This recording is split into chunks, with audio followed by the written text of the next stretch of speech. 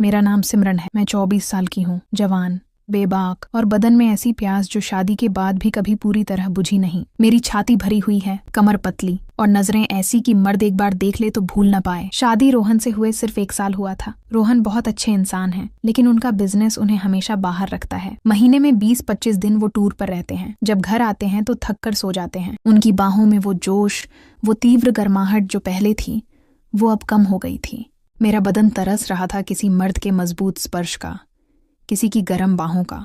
घर बड़ा और शानदार है, लेकिन अंदर से सुनसान। रोहन की माँ गुजर चुकी हैं। घर में सिर्फ मैं, रोहन और मेरे ससुर शिवराज जी रहते हैं। शिवराज जी 52 साल के हैं, लेकिन उम्र का असर बिल्कुल नहीं। रिटायर्ड आर्मी ऑफिसर, चौड़ा सीना, मजबूत बाजू, लंबा कद, सफ़ेद दाढ़ी में एक अलग मर्दानगी। उनकी आंखें गहरी हैं, आवाज़ भारी और गर्म। जब वो मुझे देखते हैं तो लगता है जैसे अंदर तक पड़ रहे हों। शुरुआत में सब सामान्य था। वो मुझे बहू कहते, मैं उन्हें ससुर जी। लेकिन रोहन के ज्यादा बाहर रहने से घर में ज्यादातर मैं और शिवराज जी ही रहते। एक दिन जबरदस्त गर्मी थी। मैं किचन में ठंडा शरबत बना रही थी। शिवराज जी अंदर आए, सिर्फ लुंगी और बनियान में, पसीने से तर। उनका चौड़ा सीना चमक रहा था। बोले, बहू कुछ ठंडा पिलाओ ना, गला सूख रहा है। मैंने गिलास बढ़ाया तो गलती से शरबत उनकी बनियान पर गिर गया। मैंने जल्दी से कपड़े से पोंछना शुरू किया। मेरा हाथ उनकी गर्म सख्त छाती पर रुका। उनकी धड़कन तेज थी। वो मेरी आंखों में देखते रहे। धीमी गहरी आवाज में बोले, बहू तुम्हारा हाथ भी तो बहुत गर्म है, या मुझे ही आग लग रही है? मैं शर्मा गई, लेकिन हाथ नहीं हटाया। उस पल में कुछ देर हम ऐसे ही खड़े रहे। उस दिन से उनकी नजरें बदल गईं। कभी किचन में पीछे से गुजरते हुए मेरी कमर पर हाथ रख देते, कभी रात को मूवी देखते वक्त मेरे बगल में बैठ जाते, कंबल के अंदर हाथ मेरी जांघ पर रख देते। कभी सुबह मेरे कमरे में आते और बेड के पास खड़े होकर मुझे देखते रहते, जैसे मुझे अपना बना लेना चाहते हो। मैं रोकती नहीं थी, क्योंकि रोहन की गैर मौजूदगी में मेरा बदन तरस रहा था।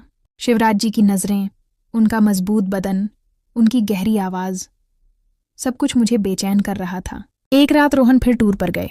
घर में सिर्फ हम दोनों थे। उस रात रोहन फिर टूर पर थे। घर में सिर्फ मैं और ससुर जी थे। बारिश बहुत तेज हो रही थी, बिजली कड़क रही थी और अचानक पूरी लाइट्स चली गईं। घर में घुप अंधेरा छा गया। मैं अपने कमरे में लेटी थी। दिल तेज धड़क रहा था। नींद नहीं आ रही थी। ससुर जी की वो नजरें, उनका स्पर्श, उनकी गहरी आवाज, सब याद आ रहा था। मेरा बदन सुलग रहा था, जैसे सालों की प्यास एक साथ उबाल मार रही हो। अचानक दरवाजा खटका। ससुर जी अंदर आए, सिर्फ एक पतली बनियान और लुंगी में। उनके बाल गीले थे, बदन पर बारिश की बूंदें चमक रही थीं। वो बेड के पास आए और धीमी भारी आवाज में बोले, बहू नींद नहीं आ रही? अंधेरे से डर लग रहा है क्या? मैं बेड पर बैठ गई। बोली, नहीं ससुर जी, बस कुछ बेचैनी सी है। वो मेरे बगल में बेड के किनारे पर बैठ गए। कमरे में सिर्फ बाहर की हल्की रोशनी थी। उन्होंने मेरा हाथ पकड़ा और बोले, सिमरन, मैं जानता हूं तुम क्या महसूस कर रही हो। रोहन तुम्हें वो नहीं दे पाता जो तुम्हारा हक है। मैं तुम्हारी आंखों में वो प्यास देखता हूं जो मुझे भी जला रही है। मेरा दिल पागलों की तरह धड़कने लगा। मैंने हाथ नहीं छुड़ाया। बोली, ससुर जी, ये गलत है। वो मेरे और करीब सरक आए। उनकी सांसें मेरे चेहरे पर लग रही थीं। बोले, गलत सही की परवाह कौन करता है बहू, जब बदन की आग बेकाबू हो जाए। मैं तुम्हें देखता हूं तो खुद पर काबू नहीं रहता। तुम इतनी गर्म हो, इतनी प्यासी, कि मुझे रातें नींद नहीं आती। उन्होंने मेरा हाथ अपनी छाती पर रख दिया। उनकी धड़कन मेरे हाथ के नीचे पागलों की तरह धड़क रही थी। मैंने हाथ हटाने की कोशिश की, लेकिन वो नहीं हटा। वो मेरे कंधे पर सर रखने लगे। मैं रुक गई। उनकी गर्म सांसें मेरी गर्दन पर लग रही थीं। बदन में सिहरन दौड़ रही थी। कुछ देर हम चुप रहे, सिर्फ बारिश की आवाज और हमारी तेज सांसें। फिर वो मेरे कान के पास आए और फुसफुसाए, बहू बस एक बार मुझे कस के गले लगा लो, मैं तुम्हारी प्यास बुझा दूंगा। मैं चुप रही। वो धीरे से मुझे अपनी मजबूत बाहों में भर लिया। उनका चौड़ा सीना मेरे बदन से सटा हुआ था। मैंने भी आंखें बंद करके उन्हें कस के पकड़ लिया। उनकी छाती मेरे सीने से दब रही थी। दिल की धड़कनें एक दूसरे से टकरा रही थीं। उनकी बाजू मेरी कमर पर कसी हुई थी, जैसे मुझे कभी छोड़ना ही न चाहते हो। हमारी सांसें और तेज हो गईं। वो मेरे बालों में उंगलियां फिराते हुए बोले, सिमरन, तुम कितनी नरम हो, कितनी गर्म। मैं तुम्हें पूरा महसूस करना चाहता हूं।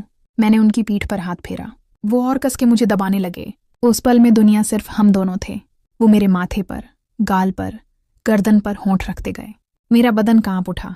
मैंने रोती हुई आवाज में कहा, ससुर जी, बहुत बड़ा है आपका, प्लीज आहिस्ता कीजिए, मैं मर जाऊंगी। वो रुके नहीं। उन्होंने मुझे और जोर से अपनी बाहों में कस लिया। हम देर तक एक दूसरे में खोए रहे, बहुत करीब, बहुत गहरा, बहुत तीव्र।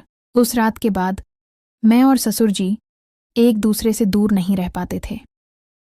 दिन में जब घर खाली होता, वो मेरे पास आ जाते।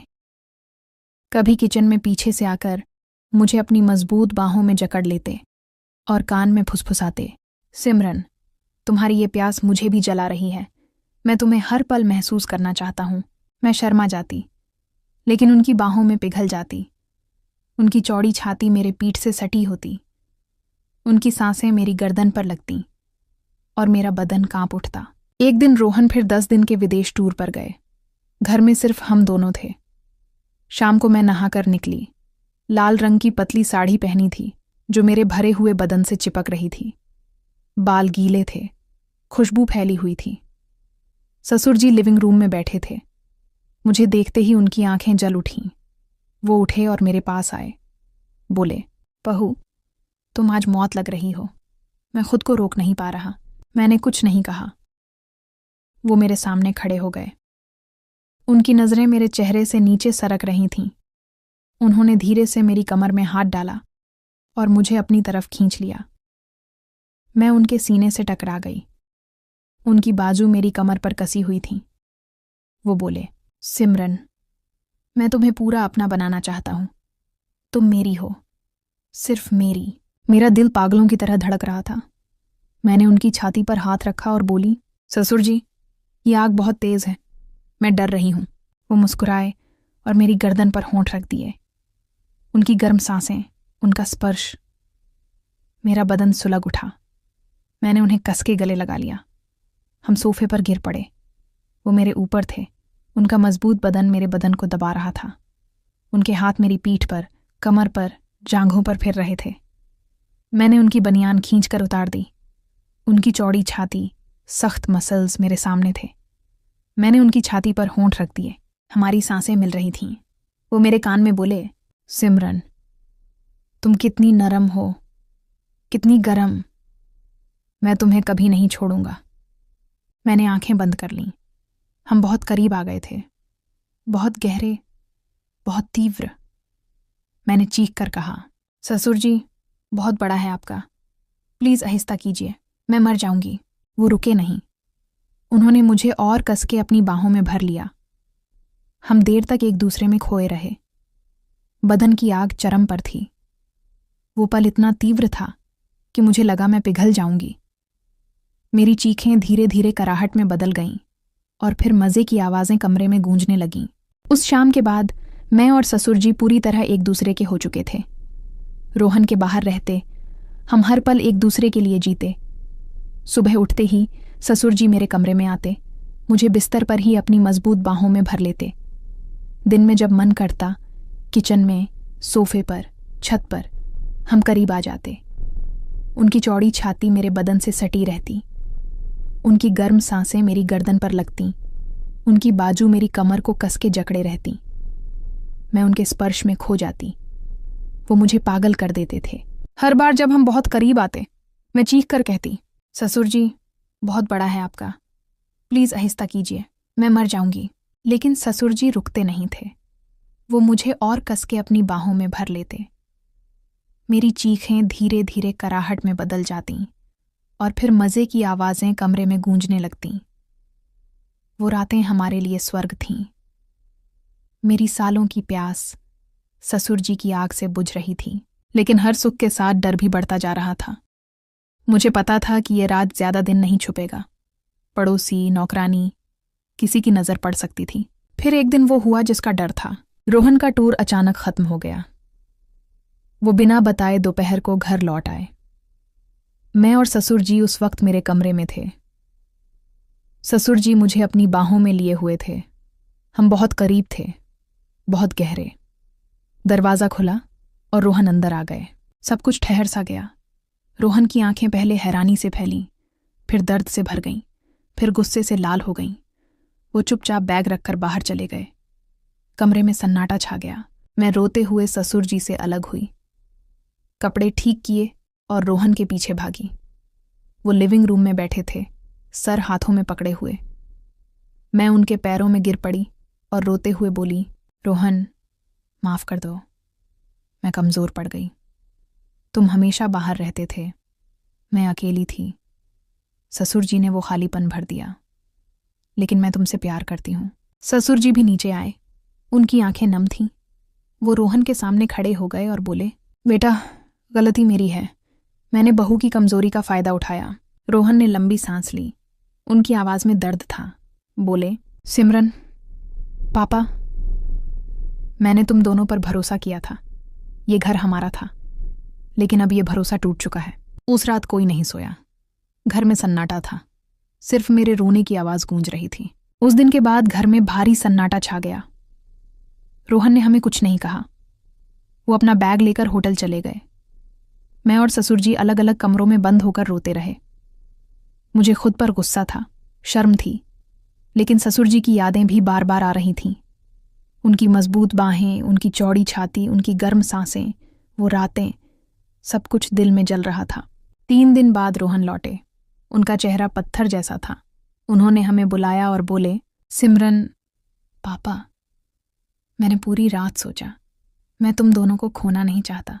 पापा मेरे पिता हैं, सिमरन मेरी बीवी, लेकिन जो हुआ वो भरोसा तोड़ चुका है। मैं तुम्हें माफ़ कर सकता हूँ, लेकिन भूल नहीं सकता।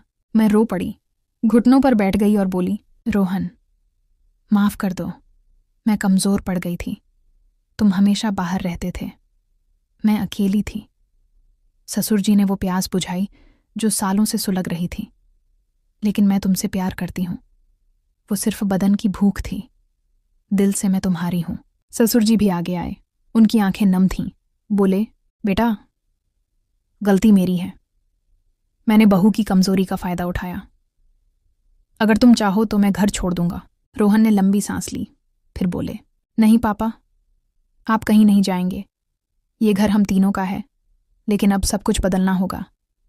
सिमरन, मैं अपनी नौकरी में बदलाव करूंगा, अब मैं ज़्यादा घर पर रहूंगा। मैं तुम्हें वो सारा प्यार, वो सारी गर्माहट दूंगा जो पहले कमी थी। और पापा, हम तीनों मिलकर ये घर फिर से बनाएंगे, लेकिन तुम दोनों के बीच जो हुआ वो कभी दोबारा नहीं होना चाहिए। हम तीनों चुप रहे। फिर रोहन ने मुझे गले लगा लिया। उसकी बाहों में मुझे फिर से वो पुराना सुकून मिला। ससुर जी चुपचाप ऊपर चले गए। अगले कुछ महीने बहुत मुश्किल थे। ससुर जी घर पर ही रहे, लेकिन हम दोनों ने एक दूसरे से पूरी दूरी बना ली। नजरें मिलती तो दिल धड़क जाता, लेकिन हम मुड़ जाते। रोहन अब सच में बदल गए थे।